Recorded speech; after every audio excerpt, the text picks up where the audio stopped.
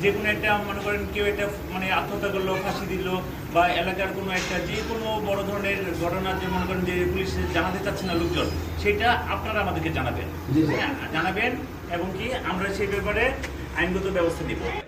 আমার নাম্বার আছে কার কার কাছে? সবার কাছে আছে? আছে না? কার কার কাছে নাই হাত তুলে?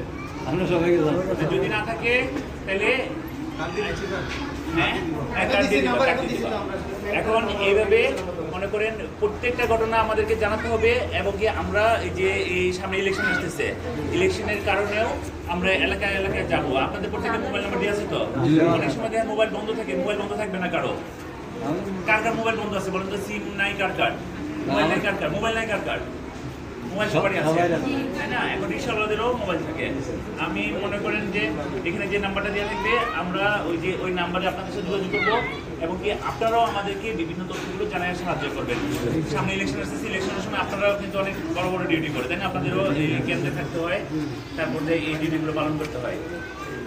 তারপরে যে আস্তে আস্তে প্রস্তুতি নেন। আমরা যখন থেকে এলাকায় যাবো, এই আমাদের যে এলাকাগুলো রয়েছে রাস্তাঘাট চিনার জন্য আমাদের প্রত্যেকটা বিট অফিসার আপনাদেরকে এলাকায় যাবে, এবং আপনাদেরকে নিয়ে প্রত্যেকটা স্কুল, কলেজ এবং কি মনে করেন যে সেন্টারগুলো হয়, এই সেন্টারগুলো আপনারা আমাদের অফিসে চিনাই দেবেন।